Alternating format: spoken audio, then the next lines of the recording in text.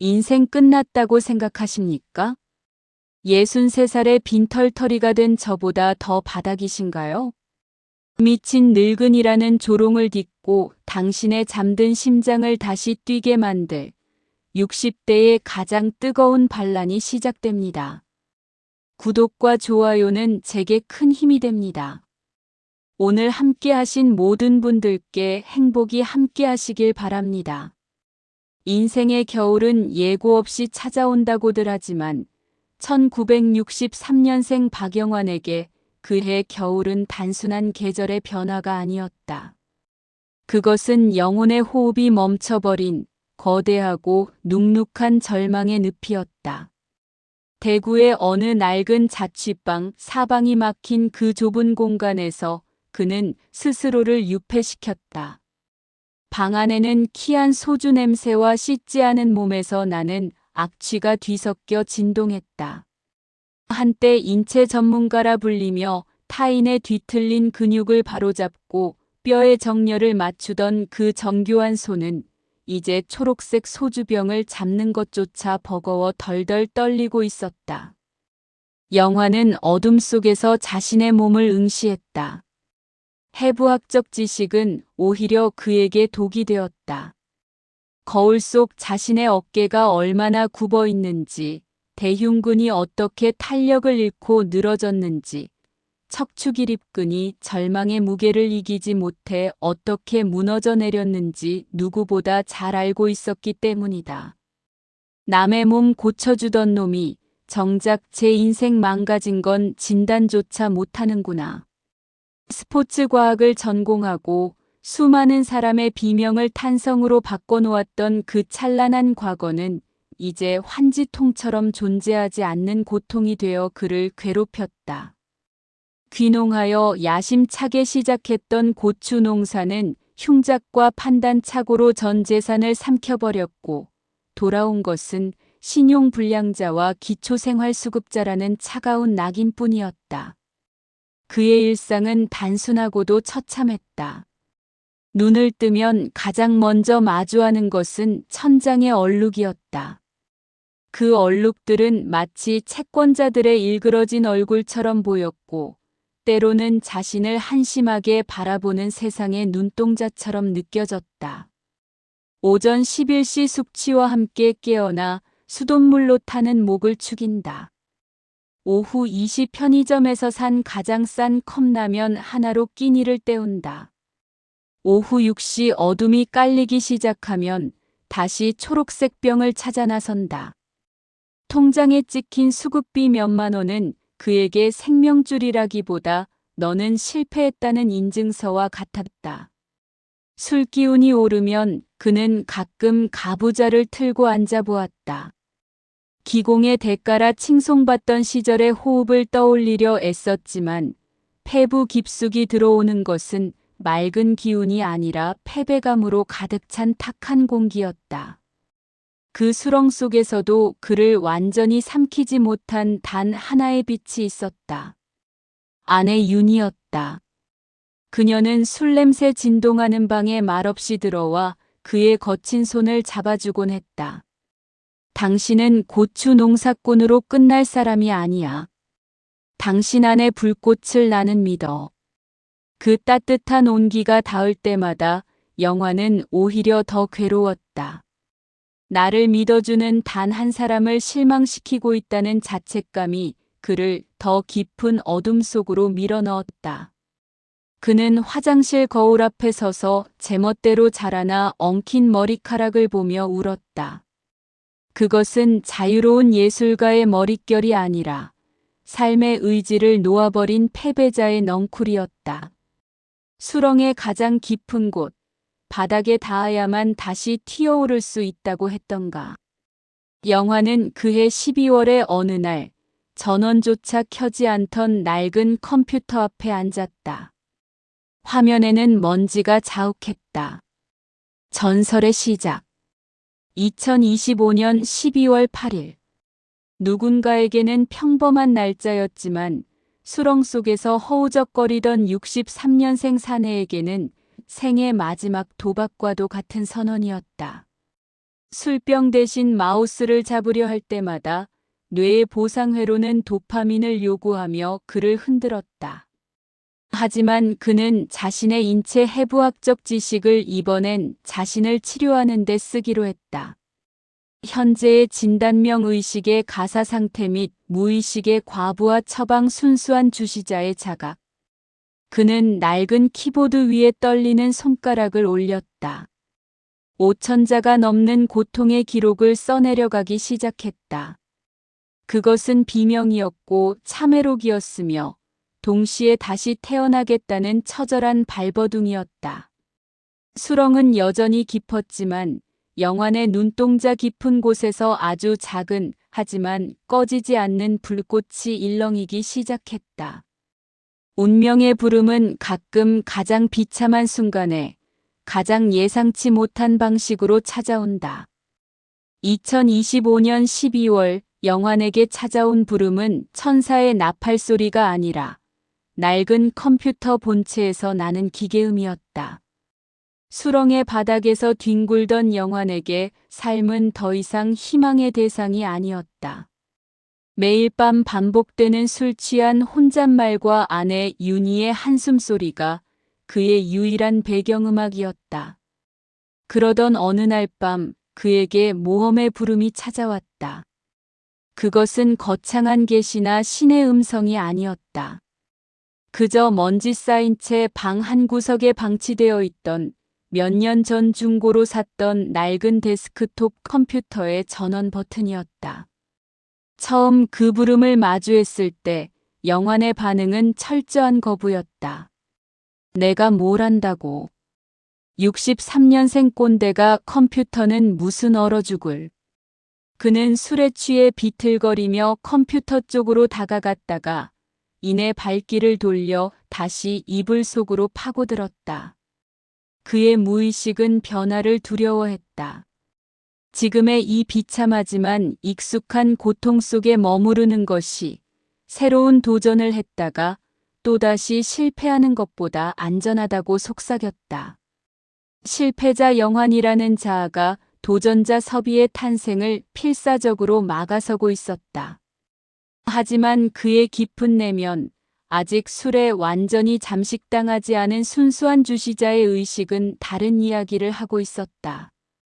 그것은 아내 윤희가 매일 밤 그의 손을 잡고 전해주던 그 따뜻한 체온 속에 숨어 있었다. 당신은 아직 끝나지 않았어. 그 말이 그의 뇌리에서 떠나지 않았다. 운명의 날, 그날도 영환은 소주 한 병을 비우고 두 번째 병을 따려던 참이었다. 병뚜껑을 돌리는 순간 손이 미끄러졌다. 병이 바닥에 떨어지며 요란한 소리를 내고 깨졌다. 파편이 튀고 방바닥에 흥건하게 쏟아진 소주 냄새가 코를 찔렀다. 그 순간 무언가가 그의 머리를 강하게 때렸다. 깨진 유리 조각에 비친 자신의 얼굴. 쾌한 눈동자, 덥수룩한 수염, 초점 잃은 시선. 그것은 그가 평생 경멸했던 패배자의 전형이었다. 박영환, 너 언제까지 이렇게 살래? 남의 몸 고쳐주던 놈이 내 인생은 이렇게 썩어가게 둘 거냐고. 그는 처음으로 자신을 향해 소리쳤다. 그것은 알코올에 절어있던 뇌가 아닌 가슴 깊은 곳에서 터져나온 영혼의 절규였다. 그는 떨리는 손으로 바닥에 쏟아진 술을 걸레로 닦아냈다. 그리고 마치 신들린 사람처럼 방 한 구석에 처박혀 있던 컴퓨터 앞으로 기어갔다. 먼지를 털어내고 전원 버튼을 눌렀다. 위잉 마이너스 하는 펜 돌아가는 소리가 마치 거대한 괴물의 숨소리처럼 들렸다. 모니터가 켜지고 파란색 바탕화면이 나타나는 데까지 영겁의 시간이 걸리는 듯했다. 그는 마우스를 잡았다. 인체의 미세한 근육 하나하나를 감지하던 그 섬세했던 손이 플라스틱 마우스 하나를 잡고 덜덜 떨리고 있었다. 그것은 단순한 수전증이 아니었다. 그것은 과거의 영환과 미래의 섭이가 충돌하며 만들어내는 운명의 진동이었다. 인터넷 브라우저를 열고 검색창에 커서를 올렸다. 무엇을 검색해야 할지 몰라 한참을 망설였다. 그의 머릿속을 스쳐 지나간 것은 고추 농사 망했을 때 신용불량자 회복 같은 패배의 단어들이었다. 하지만 그는 입술을 깨물고 독수리 타법으로 한 글자씩 천천히 입력하기 시작했다. 유튜브 하는 법. 그 6글자가 화면에 찍히는 순간 영환의 심장이 미친 듯이 뛰기 시작했다. 그것은 술을 마셨을 때의 불안한 두근거림과는 달랐다. 그것은 살아있다는 증거였고 새로운 세상으로 향하는 문을 여는 열쇠가 돌아가는 소리였다. 화면 가득 쏟아지는 정보들. 채널 만들기, 영상 편집, 알고리즘. 63년생 그에게는 외계어와 다름없는 단어들이었다. 두려움이 엄습했다. 내가 과연 이걸 할 수 있을까? 그때 그의 시선이 모니터 옆에 놓여있던 윤희의 낡은 사진에 머물렀다. 환하게 웃고 있는 젊은 시절의 아내. 그는 마우스를 쥔 손에 힘을 주었다. 그리고 첫 번째 검색 결과를 클릭했다. 그래, 까짓것 해보자. 술병 잡고 죽는 것보다 마우스 잡고 끙끙 떼다 죽는 게 낫지 않겠나. 그날 밤 박영환은 술병 대신 마우스와 밤을 새웠다. 그의 눈은 붉게 충혈되었지만 그 눈빛만은 더 이상 죽어있지 않았다. 그것은 먹잇감을 발견한 야수의 눈빛이자 새로운 세계를 탐험하기 시작한 모험가의 눈빛이었다. 전설의 첫 번째 발걸음은 그렇게 깨진 소주병 파편 위에서 시작되었다. 모험의 문을 열었으나 문턱은 예상보다 훨씬 높고 미끄러웠다.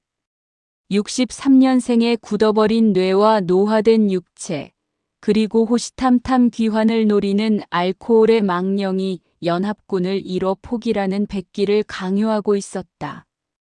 유튜브 하는 법을 검색하고 엔터를 눌렀던 그날 밤의 열기는 새벽이 오자 차갑게 식어버렸다. 모니터 속 세상은 영환이 알던 해부학의 세계와는 너무나 달랐다. 근육과 뼈는 만지면 답이 나왔지만 이놈의 디지털 세상은 만질 수도 냄새 맡을 수도 없는 거대한 미로였다. 프리미어 프로, 컷 편집, 자막바. 화면에 뜬 수많은 아이콘과 용어들은 마치 외계어 같았다. 젊은 애들은 숨 쉬듯이 한다는 그것들이 영환에게는 에베레스트 산보다 높았다. 마우스를 쥔 오른손은 여전히 미세하게 떨렸고 독수리 탑업으로 자판을 두드리다 보면 오타가 속출했다. 무엇보다 그를 괴롭힌 것은 육체의 배신이었다. 한때 매의 눈으로 환자의 미세한 비대칭을 잡아내던 그의 눈은 이제 심각한 노안에 시달리고 있었다. 돋보기를 콧등에 걸치고 모니터에 코를 박다시피 해야 겨우 글자가 보였다. 아이고 내 팔자야. 남들 척추 펴주던 놈이 정작 내 목이랑 허리는 거북이처럼 굽어가지고 이게 무슨 꼴이냐. 새벽 4시 뻣뻣하게 굳은 목을 뒤로 젖히며 영환은 신음했다. 인체 전문가라는 자부심은 온데간데 없고 그저 기계치 노인의 초라한 현실만이 뼈아프게 다가왔다. 내가 지금 뭐하고 있는 건가? 이 나이에 이걸 배워서 어디에 쓴단 말인가? 육체의 피로보다 더 무서운 것은 마음속에서 들려오는 속삭임이었다. 그것은 실패한 사업가 박영환, 알코올 중독자 박영환의 목소리였다. 야, 이 늙은아. 내 주제를 알아야지. 고추 농사도 말아먹은 주제에 무슨 유튜버야? 사람들이 내 꼴을 보면 뭐라고 하겠냐? 긴 머리 휘날리며 춤이라도 추게. 다들 미쳤다고 손가락질할걸. 과거의 실패들이 파노라마처럼 스쳐 지나갔다. 빚쟁이들의 고함, 친구들의 경멸 어린 시선, 그리고 스스로에 대한 혐오감. 이 모든 부정적인 에너지가 뭉쳐 거대한 자기 의심 셀프 마이너스 다우트의 괴물이 되었다. 이 괴물은 영환이 마우스를 클릭할 때마다 옆에서 비아냥거렸다. 그냥 포기해. 너는 원래 안 되는 놈이야. 쥐 죽은 듯이 살다가 가는 게 내 운명이라고. 편집 프로그램의 오류로 반나절 동안 끙끙대며 만든 첫 테스트 영상이 날아가 버린 날이었다. 화면에 뜬 응답 없음이라는 메시지를 보는 순간 영환의 이성이 툭 하고 끊어졌다. 그는 키보드를 주먹으로 내리쳤다. 돋보기가 바닥으로 떨어져 나뒹굴었다. 극도의 스트레스와 좌절감은 그의 뇌 속에 잠들어 있던 가장 익숙한 해결책을 호출했다. 알코올이었다. 그의 몸은 본능적으로 움직였다. 며칠 전 윤이 몰래 싱크대 밑 깊숙한 곳에 숨겨두었던 비상용 소주 한 병. 그것이 미친 듯이 그리워졌다. 딱 한 잔만. 이 머리 터질 것 같은 스트레스만 좀 식히자. 그래야 다시 시작할 수 있지 않겠어? 그의 손이 떨리는 싱크대 문고리를 잡았다. 차라리 이 모든 새로운 도전을 포기하고 저 익숙하고 따뜻한 알코올의 수렁으로 돌아가고 싶은 강렬한 유혹. 그것은 새로운 삶에 대한 부름을 정면으로 거부하는 과거의 강력한 중력이었다. 영환은 싱크대 앞에 주저앉아 거칠게 숨을 몰아쉬었다. 그의 손끝이 숨겨둔 소주병의 차가운 유리에 닿으려 하고 있었다. 길을 잃고 헤매던 영혼에게 나침반이 되어준 것은 거창한 깨달음이 아니었다. 그것은 먼지 쌓인 책장 구석에서 발견된 낡은 해부학 서적과 언제나 그 자리에 있었던 아내 윤희의 따뜻한 손길이었다. 컴퓨터 앞에서 밤을 새워가며 오류와 씨름하던 영환의 정신은 한계에 다다랐다. 돋보기 너머로 보이는 화면 속 글자들이 춤을 추며 그를 조롱하는 것 같았다. 역시 난 안 되는 건가. 포기의 그림자가 짙게 드리워지던 새벽녘이었다. 방문이 조용히 열리고 윤희가 들어왔다. 그녀의 손에는 따뜻한 꿀물 한 잔이 들려 있었다. 밤새 남편의 끙끙거리는 소리를 들으며 잠 못 이루었을 그녀의 눈가도 붉게 충혈되어 있었다. 여보, 좀 쉬면서 해. 그러다 몸 상하겠어. 윤희는 책상 옆에 꿀물을 내려놓고 영환의 뻣뻣하게 굳은 어깨를 주무르기 시작했다. 그녀의 따뜻한 손길이 닿는 순간 영환의 곤두섰던 신경들이 조금씩 누그러졌다. 당신, 내가 이거 한다고 했을 때 미쳤다고 생각 안 했어? 다 늙어서 무슨 주책이냐고.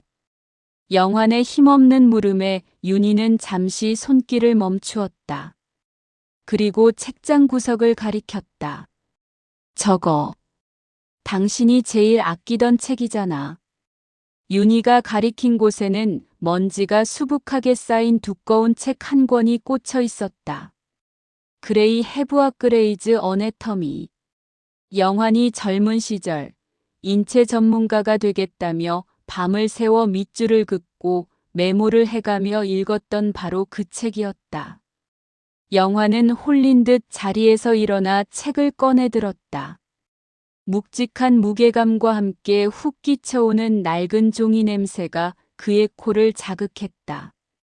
떨리는 손으로 책장을 넘겼다. 붉은색 펜으로 빼곡하게 적힌 자신의 필적들이 눈에 들어왔다. 승모근 TRAPEGIUS 스트레스에 가장 취약한 근육. 이곳이 뭉치면 뇌로 가는 혈류가 방해받아 두통과 만성 피로를 유발한다. 그 순간 영환의 뇌리에 번개가 친 듯한 깨달음이 스쳐 지나갔다. 그래, 내가 이걸 잊고 있었구나.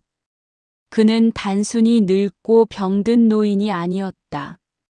그는 수십 년간 수많은 사람의 몸을 만지고 연구하며 근육과 뼈의 언어를 이해했던 전문가였다. 지금 그가 겪고 있는 이 목 통증, 어깨 결림, 그리고 술로 망가진 내장 기관들의 비명까지. 이 모든 것이 사실은 그의 전문 분야였던 것이다. 내 안의 거인을 깨워라. 영화는 책을 가슴에 품었다. 그 책은 단순한 종이 뭉치가 아니었다. 그것은 그가 잃어버렸던 젊은 날의 열정이자 세상에 유일무이한 박영환만의 콘텐츠를 알려주는 나침반이었다. 윤희야, 나 이제 알 것 같아. 내가 뭘 해야 할지. 영환의 눈빛이 달라졌다. 며칠 전 술병을 깨고 마우스를 잡았을 때의 그 결연함과는 또 다른 깊고 묵직한 확신이 담긴 눈빛이었다. 나는 늙은 유튜버가 아니야. 나는 시니어들의 몸과 마음을 치유하는 전문가야. 이 책 속에 길이 있어. 내 경험 속에 답이 있고. 윤희는 말없이 미소를 지으며 고개를 끄덕였다. 그녀는 알고 있었다. 남편의 가슴 속에 잠들어 있던 거인이 드디어 기지개를 켜기 시작했다는 것을.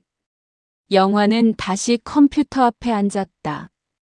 이번에는 편집 프로그램의 복잡한 기능들이 두렵지 않았다. 그에게는 이제 무엇을 보여줄 것인지에 대한 명확한 지도가 생겼기 때문이다. 그는 해부학 책을 펼쳐놓고 자신의 몸을 만져가며 대본을 쓰기 시작했다.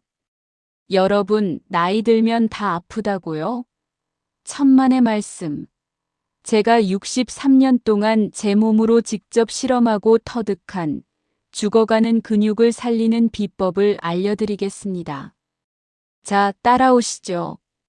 어둠 속에서 영환을 이끌어준 멘토는 멀리 있지 않았다. 그것은 그의 책장 속에, 그리고 그의 곁을 지켜준 아내의 사랑 속에 늘 함께하고 있었다. 하지만 분위기는 완전히 반전되었다. 영환섭이은 컴퓨터 앞에 앉아 있지만 이제 그의 시선은 모니터가 아닌 펼쳐진 두꺼운 인체 해부학 책에 고정되어 있다. 그의 표정은 경이로움과 깨달음으로 가득 차 있으며 책에서 뿜어져 나오는 듯한 따뜻하고 황금빛의 지식의 빛이 그의 얼굴을 환하게 비추고 있다.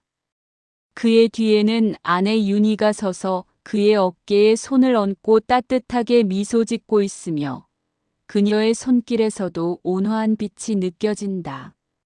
방 안의 어둠이 이 두 사람을 중심으로 물러가고 있으며 책상 위에 놓여있던 돋보기와 어지러운 메모들은 이제 희망의 도구처럼 보인다.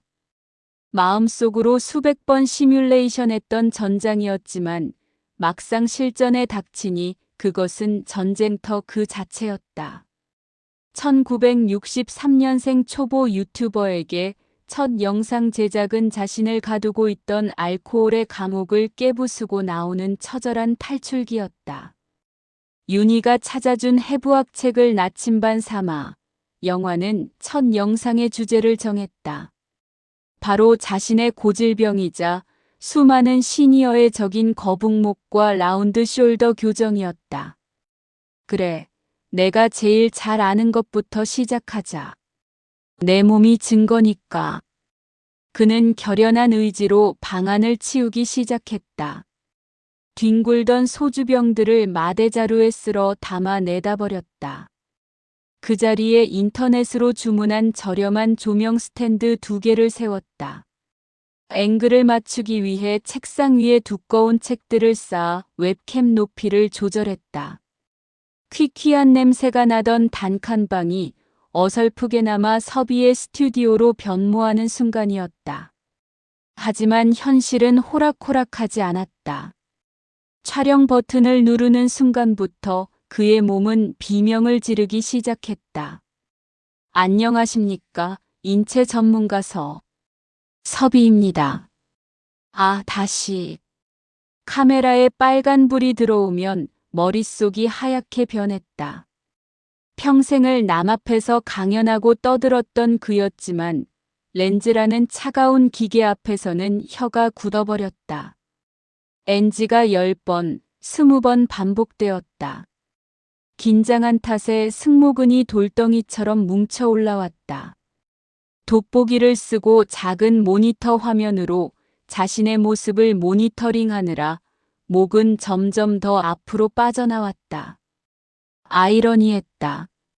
거북목을 고치는 영상을 찍으면서 정작 자신은 최악의 자세로 고통받고 있었다. 아이고 허리야. 내가 이 나이에 무슨 부귀영화를 누리겠다고.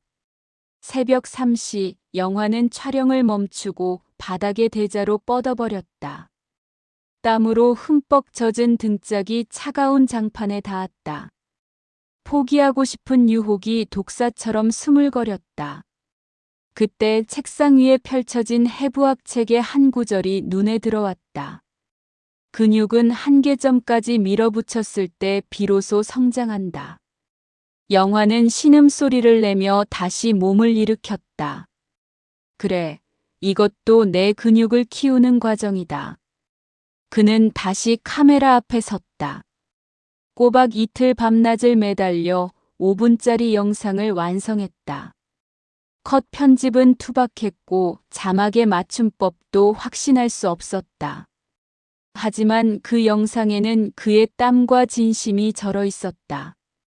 드디어 마지막 관문, 유튜브 스튜디오 화면의 파란색 게시 버튼 앞에 마우스 커서가 멈췄다. 그 순간 거대한 공포가 그를 덮쳤다. 이것은 단순히 파일을 인터넷에 올리는 행위가 아니었다. 그것은 세상 밖으로 나를 발가벗겨 내놓는 일이었다. 사람들이 내 꼬락선 일을 보고 비웃으면 어쩌지? 고추 농사 말아먹은 놈이 전문가 행세한다고 악플이라도 달리면? 내 친구들이, 친척들이 이걸 보면? 과거의 실패가 만든 트라우마가 그의 손가락을 마비시켰다. 심장이 터질 듯이 두근거렸다. 그냥 창을 닫아버릴까? 비공개로 나만 볼까? 수많은 생각이 교차했다. 그때 방문 너머로 윤희의 잠꼬대 소리가 들려왔다. 며칠째 남편의 뒷바라지를 하느라 지쳐 잠든 아내의 숨소리. 영화는 마우스를 쥔 오른손에 힘을 주었다. 떨리는 왼손으로 오른 손목을 붙잡았다. 에라 모르겠다. 죽이 되든 밥이 되든 한번 저질러나 보자. 박영환 인생, 어차피 바닥인데 여기서 더 떨어질 데가 어디 있겠냐. 그는 눈을 질끈 감았다. 그리고 검지손가락에 온 신경을 집중해 마우스를 클릭했다. 딸깍. 경쾌한 클릭 소리와 함께 화면이 바뀌었다. 동영상이 게시되었습니다. 그는 의자 깊숙이 몸을 묻고 긴 숨을 토해냈다. 돌아올 수 없는 강을 건넜다. 알코올 중독자 박영환이 세상의 유튜버 섭외로 첫 신고식을 치른 역사적인 순간이었다. 방 안의 공기가 미세하게 바뀐 것 같았다. 그것은 태풍 전야의 고요함이자 새로운 전설이 시작되는 진동이었다. 새벽 시간 영환섭이 컴퓨터 앞에 앉아 있다. 그의 몰골은 며칠간의 밤샘 작업으로 초췌하고 땀에 젖어 있지만 눈빛만은 형형하게 살아있다. 그의 검지손가락이 마우스 버튼을 누르는 바로 그 찰나의 순간을 클로즈업했다. 모니터 화면에는 유튜브 업로드 창에 파란색 게시 버튼이 눌리기 직전의 상태로 밝게 빛나고 있고 그 빛이 긴장과 결의로 가득 찬 그의 얼굴을 극적으로 비추고 있다. 책상 위에는 4단계의 해부학 책이 펴져 있어 그가 걸어온 길을 증명한다. 돌아올 수 없는 문을 열고 나선 새로운 세계는 상상했던 꽃길이 아니었다. 그곳은 냉혹한 알고리즘이 지배하는 정글이었고 63년생 신참 유튜버는 보이지 않는 적들과 싸워야 하는 가장 약한 초식동물이었다. 동영상이 게시되었습니다. 그 파란색 메시지를 본 직후 영화는 심장이 터질 것 같은 기대감에 휩싸였다. 자고 일어나면 세상이 뒤집혀 있을 것 같았다. 수만 명의 사람들이 자신의 해부학적 지식에 감탄하고 박수를 보낼 것만 같았다. 그는 떨리는 가슴을 안고 억지로 잠을 청했다. 다음 날 아침 눈을 뜨자마자 영화는 컴퓨터 앞으로 달려갔다. 마치 수능 성적표를 확인하는 수험생처럼 떨리는 손으로 유튜브 스튜디오를 열었다. 그러나 모니터에 뜬 숫자는 그의 기대를 산산조각냈다. 조회수 3회. 그중 2번은 어젯밤 자신이 제대로 올라갔나 확인하느라 누른 것이었고 나머지 하나는 아마도 윤희일 것이었다. 사실상 세상은 그에게 아무런 관심도 없었다. 이게 말이 돼? 내가 며칠 밤을 새워서 만든 건데. 그 거대한 침묵은 그 어떤 비난보다 더 무서웠다. 그는 F5세로 고침키를 연타하기 시작했다. 1분에 한 번, 아니 10초에 한 번씩. 하지만 숫자는 요지부동이었다. 마치 거대한 벽에 대고 혼자 소리를 지르는 기분이었다. 내가 너무 늦은 걸까? 내 콘텐츠가 쓰레기인가? 끝없는 자기의심이 독버섯처럼 피어올랐다. 이것이 첫 번째 시험, 무관심의 공포였다. 영화는 포기하지 않기로 했다. 그래, 처음이라 그럴 거야. 더 잘 만들면 돼. 그는 2번째, 3번째 영상 제작에 돌입했다. 하지만 그의 몸이 비명을 질렀다.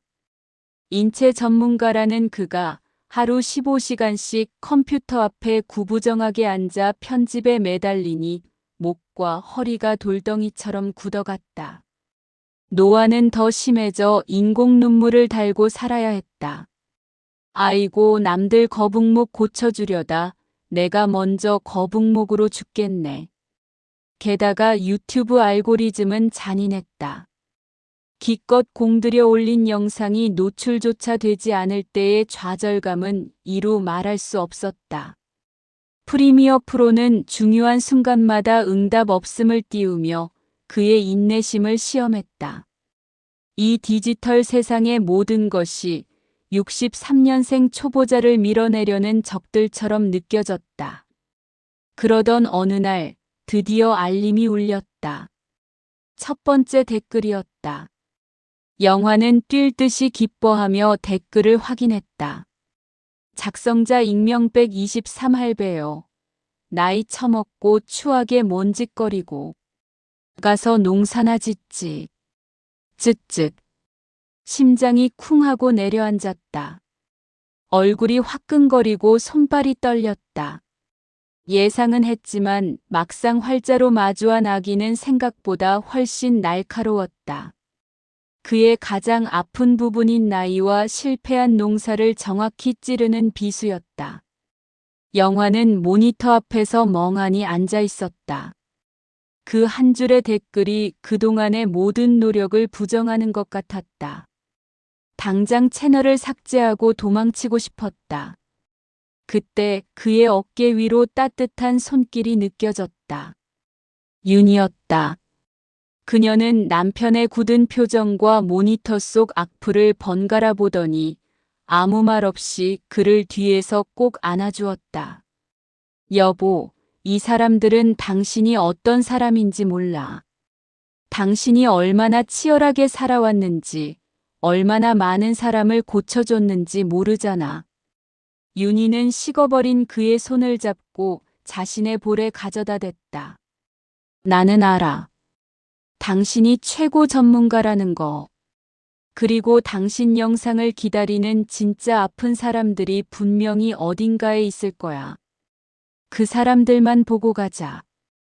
응? 윤희의 따뜻한 체온과 목소리가 얼어붙었던 영환의 심장을 녹였다. 그렇다. 그는 얼굴도 모르는 익명백 23 따위를 위해 시작한 게 아니었다. 그는 자신을 믿어주는 단 한 사람, 윤희를 위해, 그리고 과거의 자신처럼 고통받는 이들을 위해 시작한 것이었다. 영화는 악플을 조용히 삭제했다. 그리고 다시 편집 프로그램을 열었다. 그래, 덤벼라 세상아. 조회수 0이든 악플이든. 내 전설은 이제 겨우 시작일 뿐이니까. 그는 첫 번째 신고식을 혹독하게 치렀지만 쓰러지지 않았다. 그의 곁에는 가장 강력한 아군이 있었고 그의 가슴 속엔 다시 불붙은 오기가 있었기 때문이다. 하지만 며칠이 지나 훨씬 더 지치고 혼란스러운 분위기다. 영환섭이은 컴퓨터 앞에서 얼굴을 감싸쥐고 괴로워하고 있다. 모니터 화면에는 유튜브 스튜디오의 처참한 그래프 조회수 바닥과 함께 화면 한가운데 악플 하나가 크게 확대되어 비수처럼 꽂혀 있다.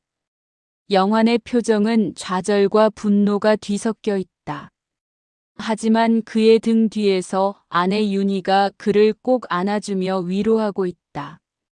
윤희의 따뜻한 존재감이 차가운 모니터 불빛과 대조를 이루며 이 혹독한 시련 속에서도 그가 혼자가 아님을 보여준다. 책상 위에는 컵라면 용기와 파스들이 널려 있어 육체적 고통도 함께 표현한다. 첫 번째 전투에서 살아남은 노병은 깨달았다. 단순히 열심히 하는 것만으로는 이 정글에서 살아남을 수 없다는 것을. 이제 필요한 것은 방어가 아니라 적의 심장을 뚫을 필살의 무기를 준비하는 것이다. 악플을 지우고 난 다음 날 영환의 방 공기는 달라져 있었다. 퀴퀴했던 패배감은 사라지고 냉철한 전운이 감돌았다. 그는 더 이상 조회수 0의 일이 일비하는 감정적인 초보자가 아니었다. 그는 자신의 실패를 해부하고 분석하는 냉정한 연구자가 되기로 했다. 영화는 벽면에 커다란 전지를 붙였다. 그리고 매직을 들어 자신의 첫 영상들이 왜 실패했는지 처절하게 분석하기 시작했다. 재미가 없다. 너무 교수님처럼 가르치려 든다. 박영환만의 색깔이 없다. 다른 젊은 물리치료사 유튜버들과 차별점이 없다. 에너지가 죽어 있다. 카메라 앞에서 긴장해서 굳어 있다. 그는 뼈아픈 진실을 직시했다. 인체 지식은 훌륭했지만 그것을 전달하는 방식이 너무 낡았던 것이다. 유튜브라는 거대한 무대에서 그는 그저 수많은 지루한 전문가 중 한 명일 뿐이었다. 이대로는 안 된다. 나만이 할 수 있는 것. 진짜 내 무기가 뭐지? 그는 거울을 보았다. 60대 중반의 나이에 허리까지 내려오는 은발, 테니스로 다져진 근육질 몸매, 그리고 한때 플로어를 주름잡던 댄스 스포츠의 리듬감. 이것들은 그가 전문가라는 타이틀 뒤에 숨겨두었던 하지만 가장 강력한 그만의 야성이었다. 벽에 붙은 전지 위에 커다란 글씨가 쓰였다.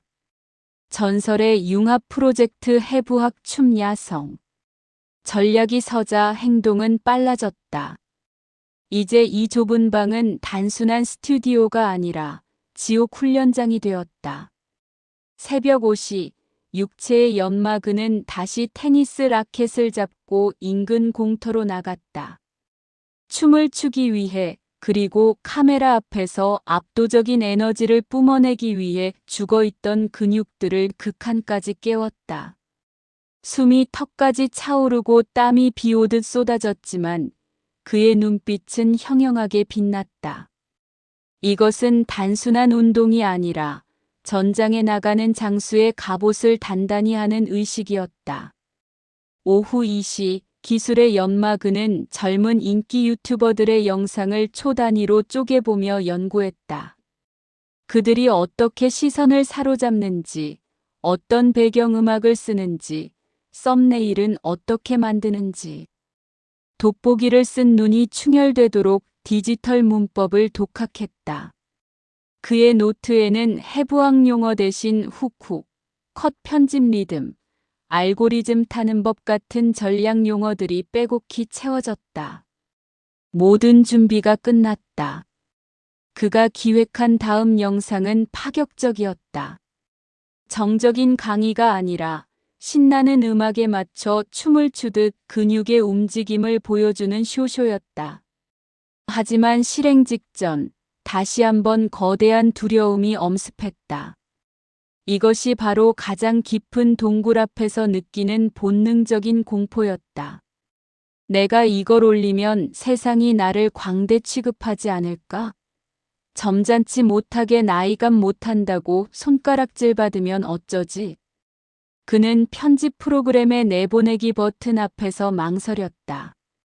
그때 그의 시선이 책상 위에 놓인 해부학 책 옆, 윤희가 가져다 놓은 작은 손거울에 머물렀다. 거울 속에는 긴 머리를 질끈 묶고 땀에 젖어 번들거리는 하지만 그 어느 때보다 살아있는 야수의 눈을 한 남자가 있었다. 광대면 어떠냐? 나는 사람 살리는 광대다. 내 진짜 모습을 보여주고 죽는 게 가짜로 점잔 빼다 죽는 것보다 100번 낫다. 그는 심호흡을 했다. 이제 문을 열고 들어가 저 안에 도사린 거대한 괴물 세상의 편견, 자신의 두려움과 정면으로 맞붙을 시간이었다. 그의 손가락이 결연하게 움직였다. 전설의 진짜 폭발이 카운트다운에 들어갔다. 벽면에는 커다란 전지들이 붙어 있고 그 위에 영환섭이 매직으로 직접 쓴 전략들 전설의 융합, 해부학 댄스, 타겟 분석 등과 마인드맵이 어지럽게 하지만 치열하게 그려져 있다. 영환은 운동복 차림으로 땀에 젖은 채 서서 한 손에는 매직을 들고 벽에 붙은 작전 지도를 매섭게 노려보고 있다. 그의 표정은 비장하고 결연하며 더 이상 패배감은 찾아볼 수 없다.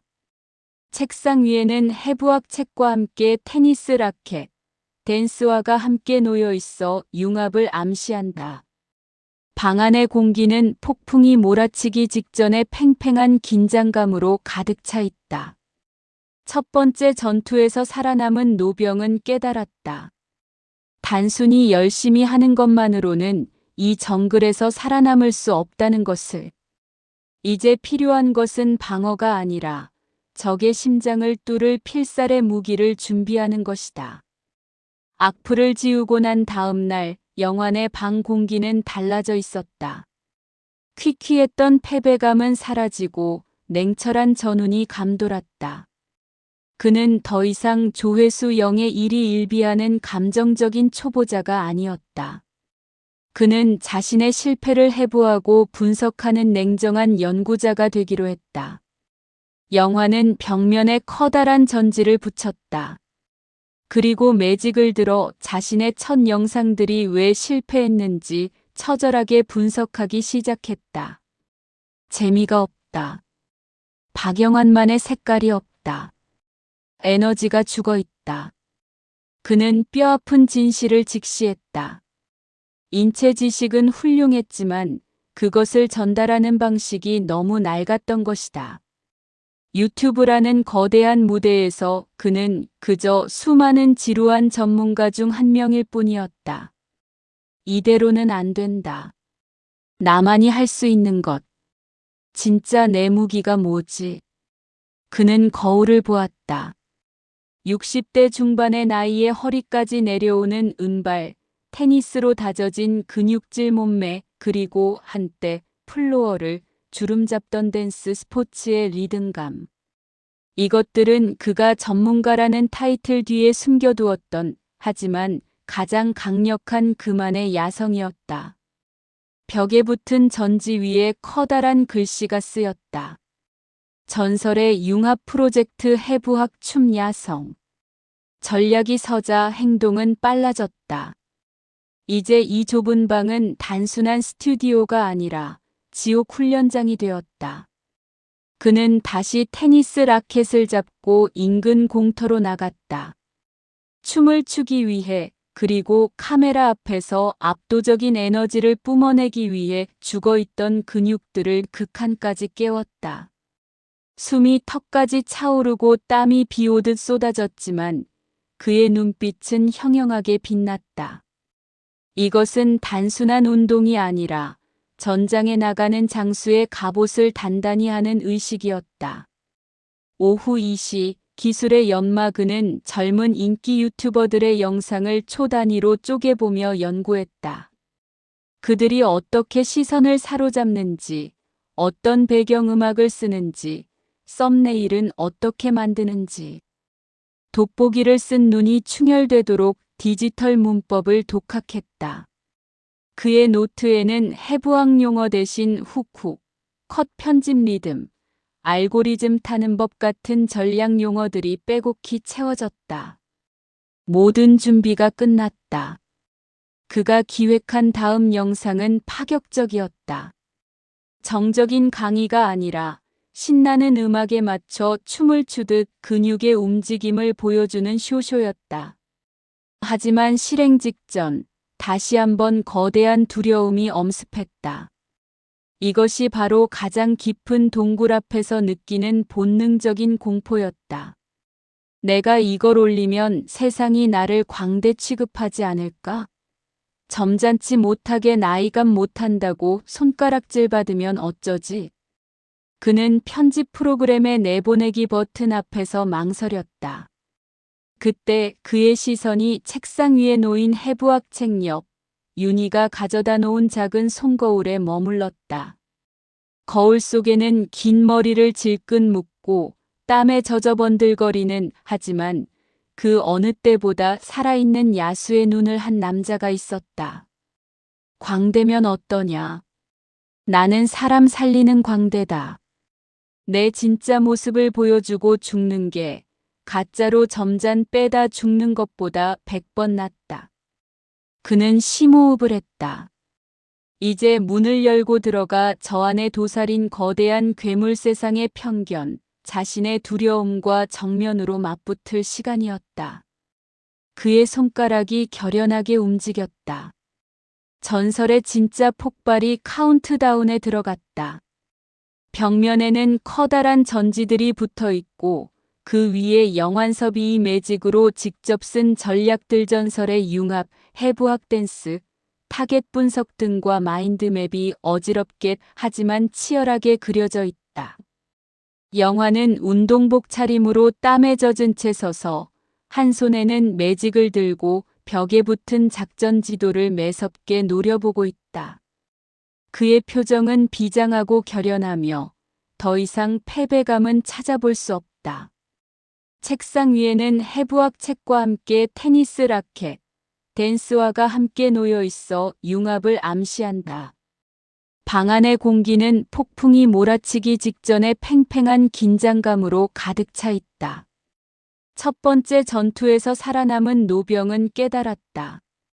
단순히 열심히 하는 것만으로는 이 정글에서 살아남을 수 없다는 것을. 이제 필요한 것은 방어가 아니라 적의 심장을 뚫을 필살의 무기를 준비하는 것이다. 악플을 지우고 난 다음 날 영환의 방 공기는 달라져 있었다. 퀴퀴했던 패배감은 사라지고 냉철한 전운이 감돌았다. 그는 더 이상 조회수 0의 1이 일비하는 감정적인 초보자가 아니었다. 그는 자신의 실패를 해부하고 분석하는 냉정한 연구자가 되기로 했다. 영환은 벽면에 커다란 전지를 붙였다.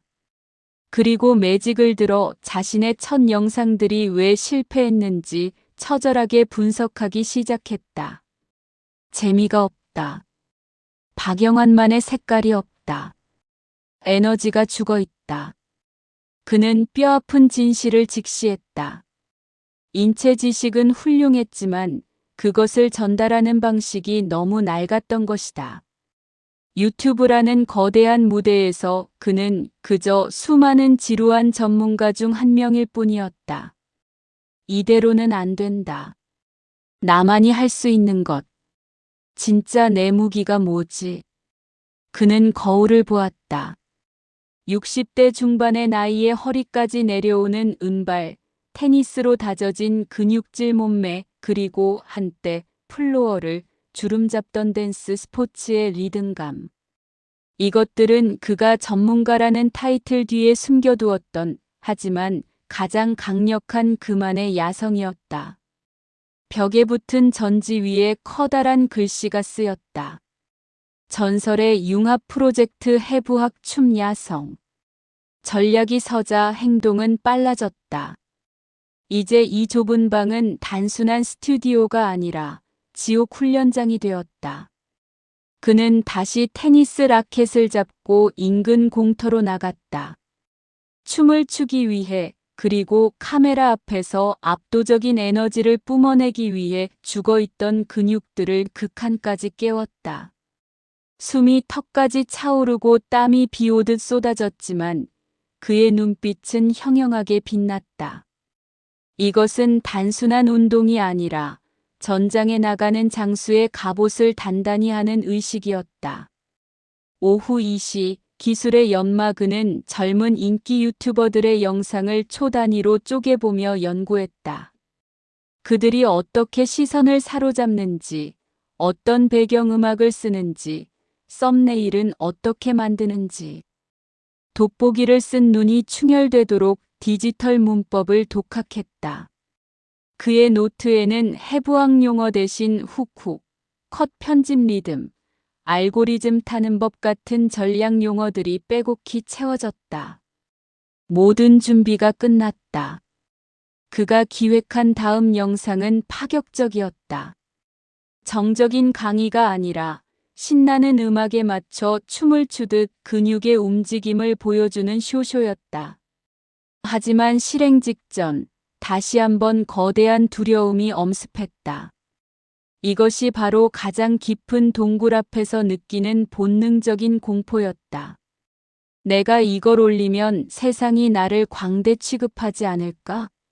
점잖지 못하게 나이감 못한다고 손가락질 받으면 어쩌지?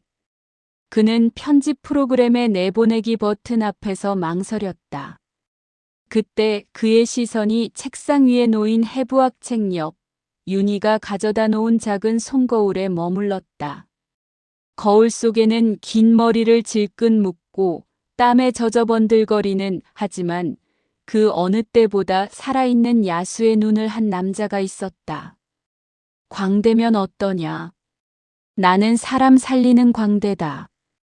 내 진짜 모습을 보여주고 죽는 게 가짜로 점잔 빼다 죽는 것보다 100번 낫다. 그는 심호흡을 했다. 이제 문을 열고 들어가 저 안에 도사린 거대한 괴물 세상의 편견, 자신의 두려움과 정면으로 맞붙을 시간이었다. 그의 손가락이 결연하게 움직였다. 전설의 진짜 폭발이 카운트다운에 들어갔다. 벽면에는 커다란 전지들이 붙어 있고 그 위에 영환섭이 매직으로 직접 쓴 전략들, 전설의 융합, 해부학 댄스, 타겟 분석 등과 마인드맵이 어지럽게 하지만 치열하게 그려져 있다. 영환은 운동복 차림으로 땀에 젖은 채 서서 한 손에는 매직을 들고 벽에 붙은 작전 지도를 매섭게 노려보고 있다. 그의 표정은 비장하고 결연하며 더 이상 패배감은 찾아볼 수 없다. 책상 위에는 해부학 책과 함께 테니스 라켓, 댄스화가 함께 놓여 있어 융합을 암시한다. 방 안의 공기는 폭풍이 몰아치기 직전의 팽팽한 긴장감으로 가득 차 있다. 준비는 끝났다. 노병은 자신의 모든 것을 건 필살기를 세상에 내던졌다. 하지만 세상의 반격은 예상보다 훨씬 잔혹했다. 그것은 단순한 악플이 아니었다. 63년생 노인의 마지막 자존심을 난도질하는, 가장 아픈 곳을 찌르는 영혼의 암살이었다. 영화는 밤을 새워 준비한 야심작, 63년생 근육 할배의 룸바 해부학 댄스 영상을 업로드했다. 해부학적 지식을 바탕으로 근육의 움직임을 설명하며 정열적인 룸바 댄스를 추는 그야말로 전설의 융합이 폭발하는 파격적인 콘텐츠였다. 1. 첫 번째 폭발 예상치 못한 떡상과 환호. 반응은 폭발적이었다. 알고리즘의 신이 드디어 그에게 미소를 지어준 것일까. 조회수가 미친 듯이 올라가기 시작했다. 100, 1000, 1만. 숫자가 올라갈 때마다 영환의 심장 박동수도 빨라졌다. 와, 이 할아버지 뭐죠? 폼 미쳤다. 해부학이랑 댄스라니 신박하네. 근육 움직임이 다 보여요. 우리 아빠도 이렇게 늙었으면 좋겠다. 멋져요. 긍정적인 댓글들이 쏟아졌다. 영화는 난생 처음 느껴보는 인정의 희열에 몸을 떨었다. 내가 해냈다. 드디어 세상이 나를 알아주는구나. 좁은 단칸방에서 윤희를 끌어안고 기쁨의 눈물을 흘렸다. 하지만 빛이 강하면 그림자도 짙은 법. 폭발적인 관심은 곧 거대한 사이버 불링의 표적이 되었다. 어느 날 한 유명 커뮤니티에 저격글이 올라왔다.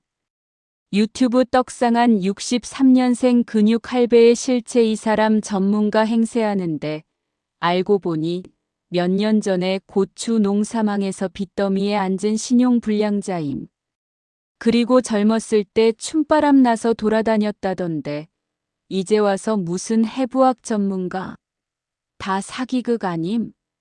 키읔. 글은 순식간에 퍼져나갔다. 칭찬 일색이던 댓글창은 순식간에 아수라장으로 변했다. 사기꾼이었네. 노망난 늙은이. 빚쟁이 주제에 춤출 힘은 있나 보네. 쯧쯧. 긴 머리 꼴 보기 싫다. 당장 잘라라. 그것은 단순한 비난이 아니었다. 그의 가장 아픈 과거, 경제적 무능, 그리고 그토록 지키고 싶었던 전문가로서의 자존심을 송두리째 부정하고 난도질하는 칼날이었다.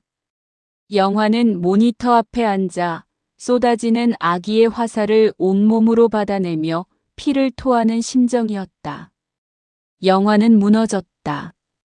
방문을 걸어 잠그고 며칠 동안 식음을 전폐했다. 윤희의 목소리도 들리지 않았다. 다시 소주병에 손을 댔다. 취해서라도 이 지옥 같은 현실을 잊고 싶었다. 다 끝났다. 나는 역시 안 되는 놈이야. 극단적인 생각까지 들었다. 베란다 난간을 붙잡고 아래를 내려다보았다. 까마득한 어둠이 그를 부르는 것 같았다. 그때였다. 술에 취해 비틀거리다 책상 위에 놓여있던 핸드펜을 건드렸다.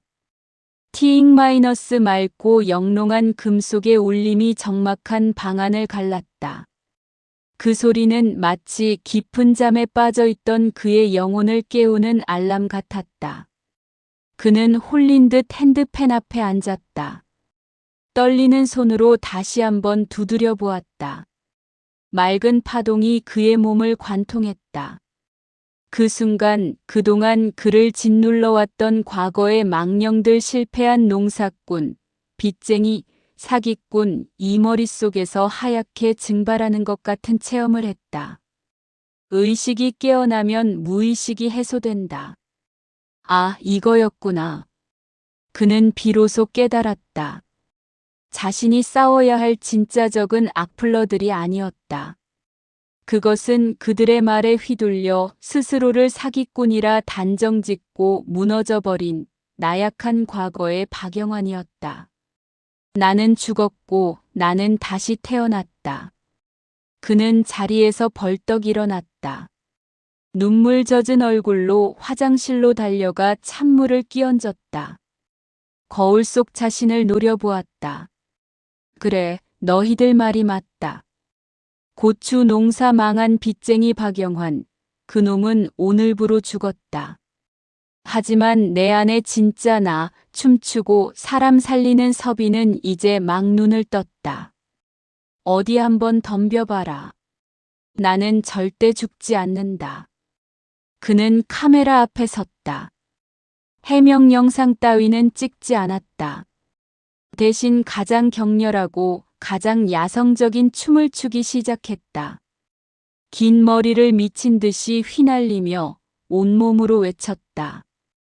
이것이 진짜 나다. 그날 밤 실패자 박영환은 악플의 십자포화를 맞고 장렬히 전사했다. 그리고 그 잿더미 속에서 세상 그 무엇에도 흔들리지 않는 강철 같은 멘탈을 가진 전설 서비가 화려하게 부활했다. 벽에 붙었던 전지들은 찢겨나갔고 책상은 엎어져 있다. 하지만 방 한가운데 폭풍의 눈처럼 고요한 공간이 있다. 그곳에 영환섭이 서 있다. 그는 더 이상 운동복 차림이 아니다.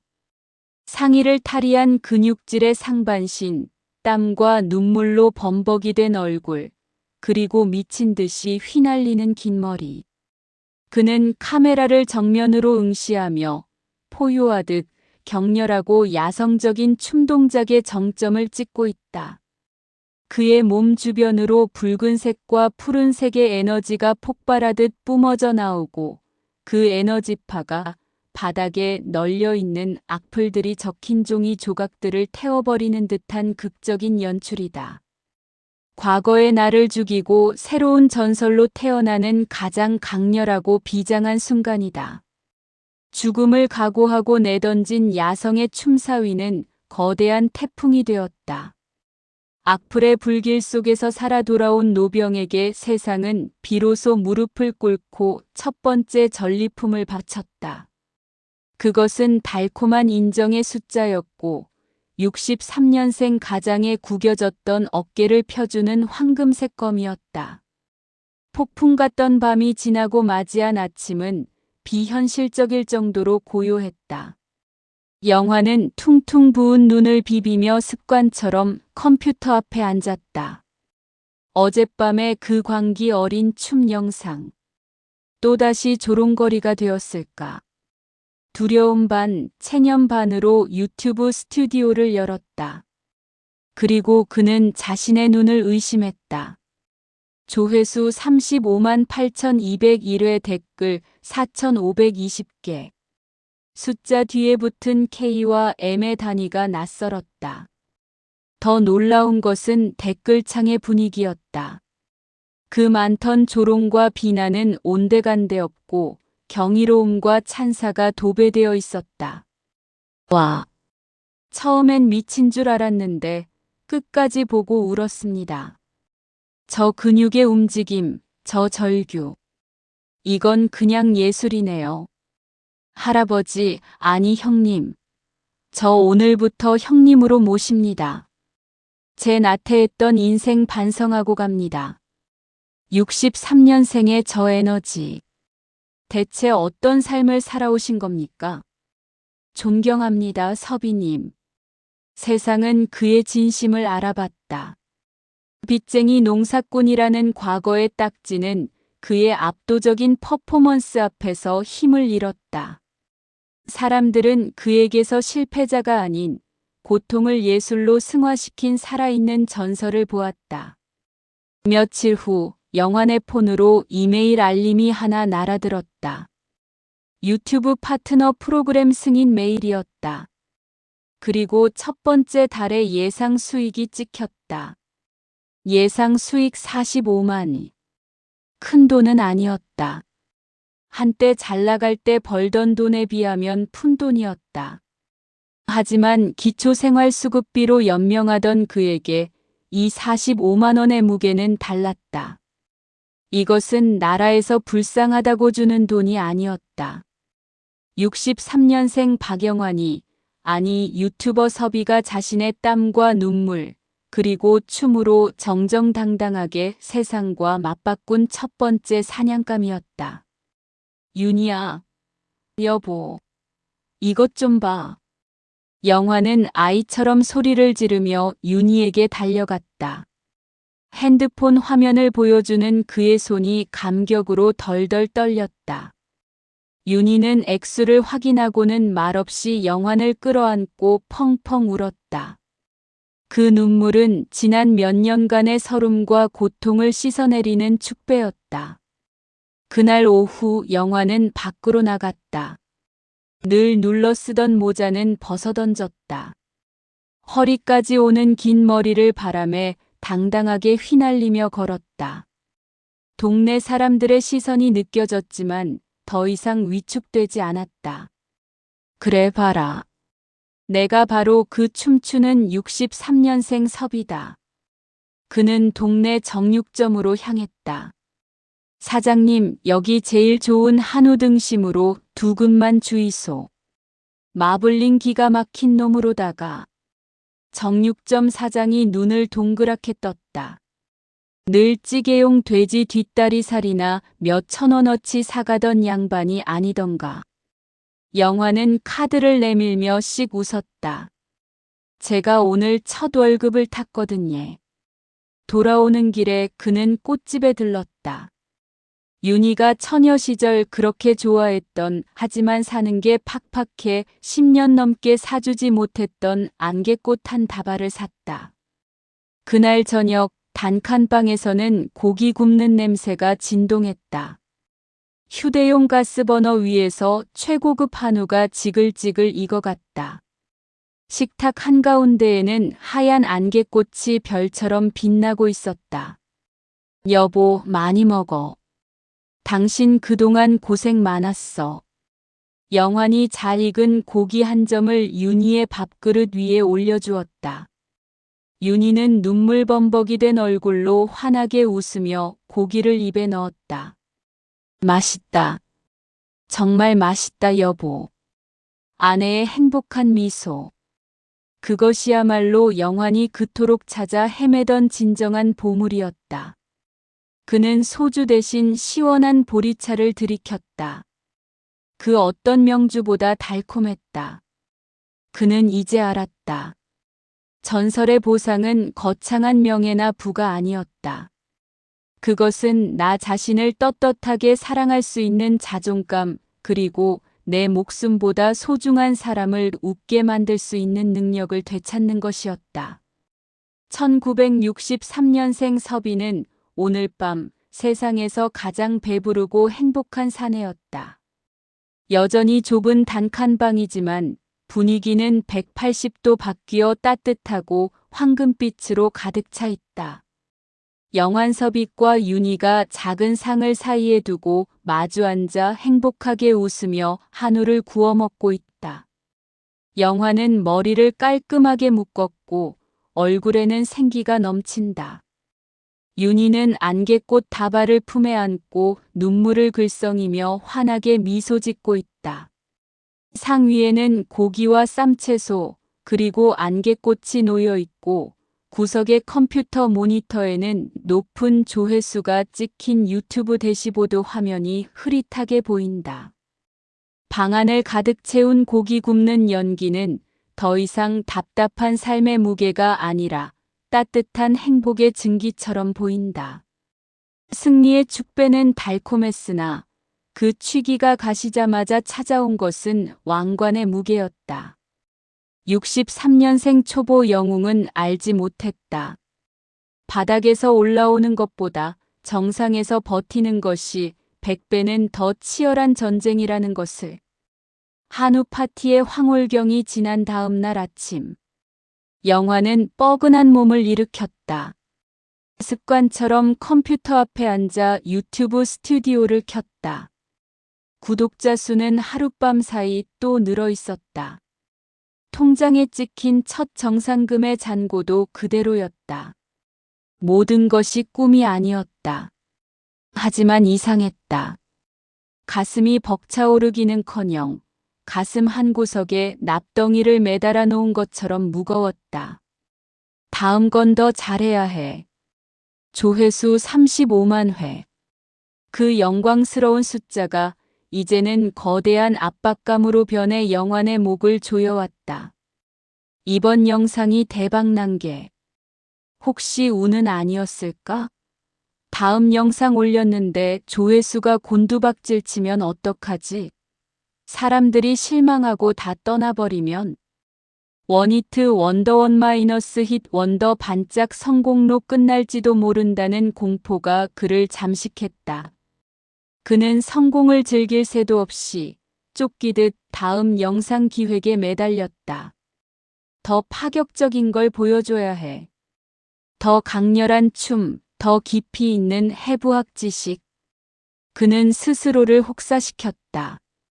밥 먹는 시간도 아까워 다시 컵라면으로 때우기 일쑤였고 잠을 줄여가며 편집에 매달렸다. 인체 전문가인 그가 정작 자신의 몸이 보내는 비명소리 다시 도진 거북목 통증, 만성 피로는 애써 무시했다. 성공을 유지해야 한다는 강박이 그를 집어삼키고 있었다. 극도의 스트레스와 피로는 뇌의 방어막을 약하게 만들었다. 그리고 그 틈을 잠시 숨죽이고 있던 과거의 악마는 놓치지 않았다. 새벽 3시. 렌더링이 걸려 멈춰버린 컴퓨터 앞에서 영화는 머리를 쥐어뜯고 있었다. 그때였다. 코끝에 아주 익숙하고 비릿한 환치가 스쳤다. 소주 냄새였다. 영화나 힘들지? 딱 한 잔만 해. 한 잔만 마시면 이 머리 터질 것 같은 압박감도 쑤시는 어깨 통증도 다 사라질 거야. 너 성공했잖아. 성공한 기념으로 딱 한 잔은 괜찮잖아. 내면의 목소리는 그 어느 때보다 달콤하고 교활하게 속삭였다. 실패했을 때의 유혹보다 성공한 지금의 유혹이 훨씬 더 치명적이었다. 나는 이제 통제할 수 있다는 오만이 섞여 있었기 때문이다. 그는 홀린 듯 자리에서 일어났다. 부엌 냉장고로 향했다. 윤희가 요리용으로 사다 놓은 맞술병이 눈에 들어왔다. 그의 손이 떨리며 병목을 잡았다. 의식이 깨어나면 뚜껑을 비틀어 따는 순간 틱하는 소리가 유난히 크게 들렸다.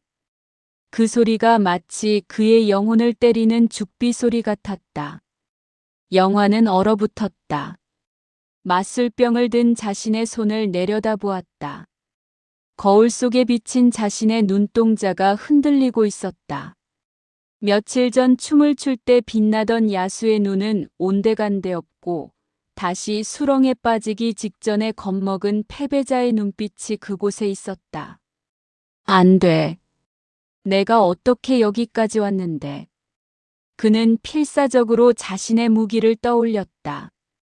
핸드펜을 연주하며 춤을 추며 수도 없이 되뇌었던 그 만트라. 의식이 깨어나면 무의식의 유혹이 해소된다. 그는 신음처럼 소리쳤다. 병을 든 손에 힘을 주어 꽉 움켜쥐었다.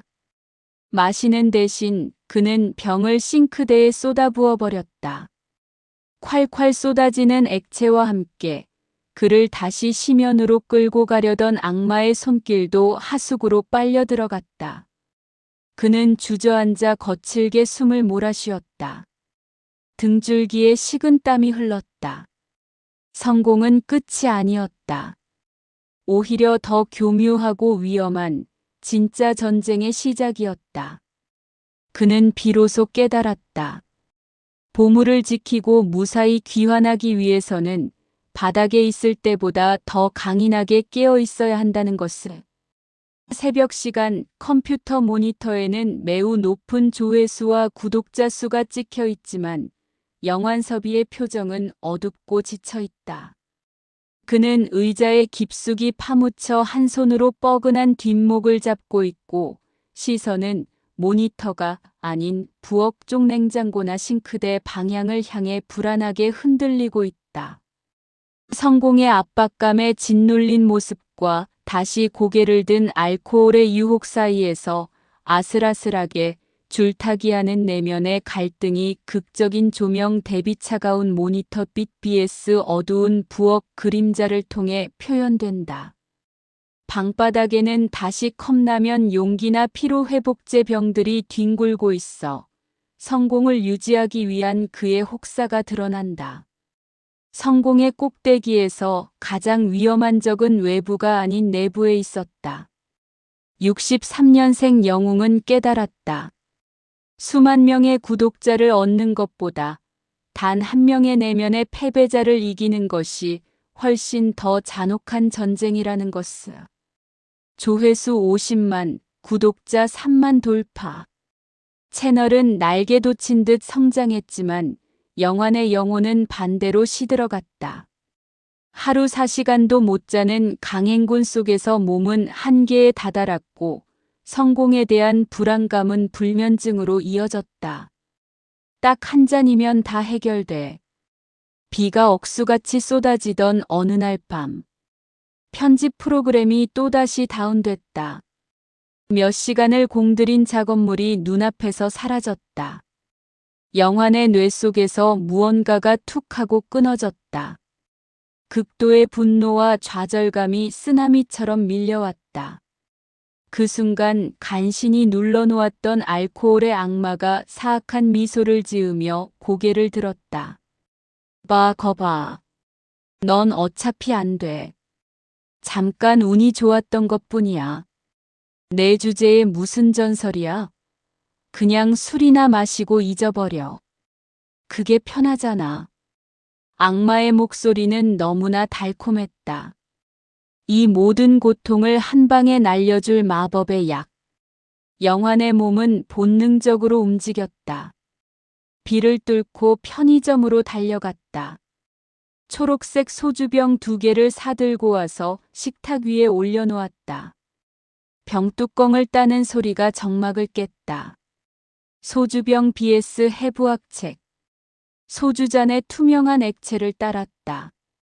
알싸한 냄새가 코를 찌르는 순간 영환의 시선이 책상 위에 펼쳐져 있던 해부학책에 머물렀다. 그가 밑줄 그어놓은 문장이 눈에 들어왔다. 뇌는 쉽게 속는다. 하지만 의식은 결코 속지 않는다. 고통을 회피하는 순간 성장은 멈춘다. 그 순간 그의 뇌리 속에서 두 자아가 격렬하게 충돌했다. 과거의 패배자 마셔. 마시면 편해져. 새로운 전설 섭이 안 돼. 지금 마시면 모든 게 끝이야. 너를 믿어준 윤희는 어쩌고. 너를 보고 희망을 얻은 구독자들은. 영환은 소주잔을 든 채 부들부들 떨었다. 식은땀이 비오듯 쏟아졌다. 이것은 단순한 음주 욕구가 아니었다. 그의 지난 63년 인생 전체를 건 선과 악의 아마겟돈이었다. 영환은 눈을 질끈 감았다. 윤희의 얼굴을 떠올렸다. 첫 댓글을 달아주었던 시니어의 응원 글을 떠올렸다. 그리고 거울 속에서 마주했던 야수의 눈을 떠올렸다.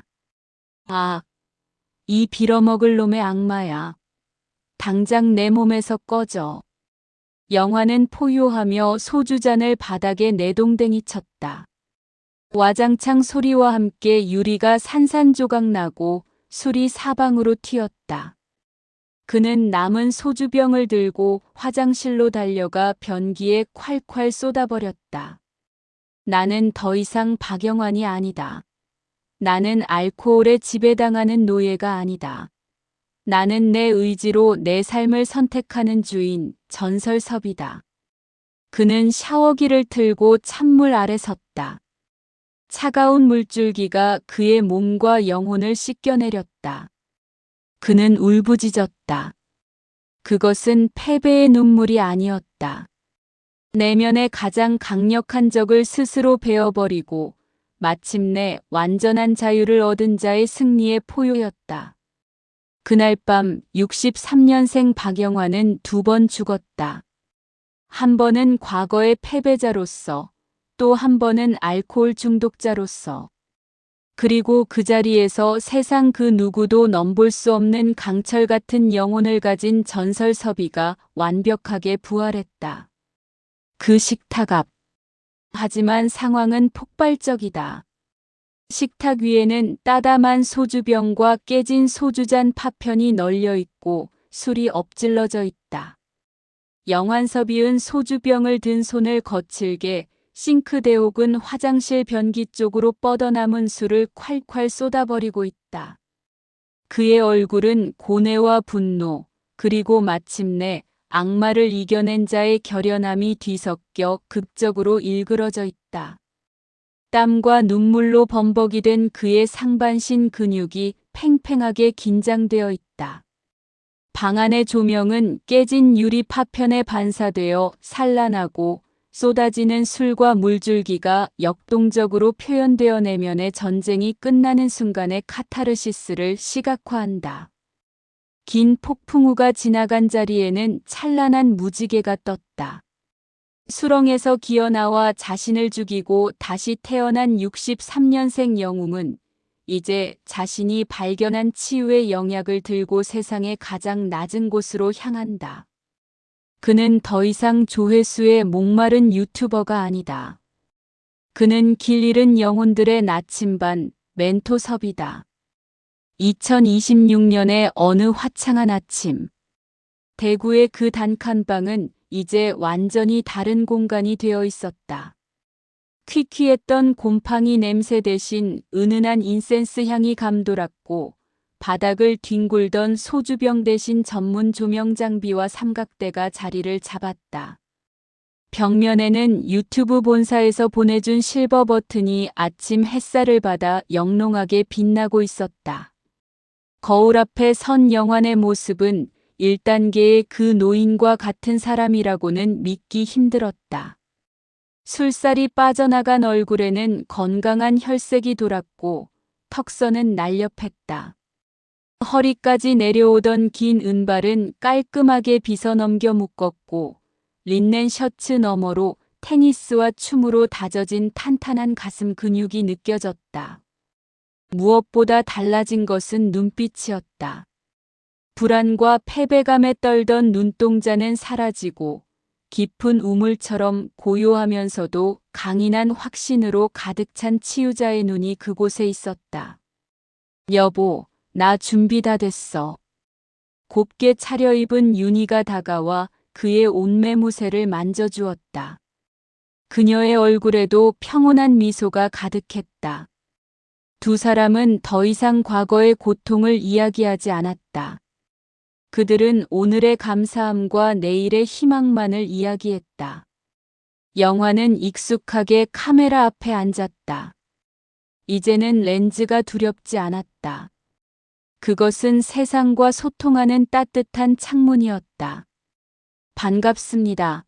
여러분의 영원한 친구 전설섭이입니다. 그의 목소리에는 여유와 힘이 실려 있었다. 그가 긴 여정을 통해 얻어온 영약은 거창한 비법이 아니었다. 그것은 바로 자기 자신이었다. 해부학적 지식 무너진 몸을 다시 세우는 과학적인 설계도. 야성적인 추먹 눌린 감정을 폭발시키고 해방하는 열쇠.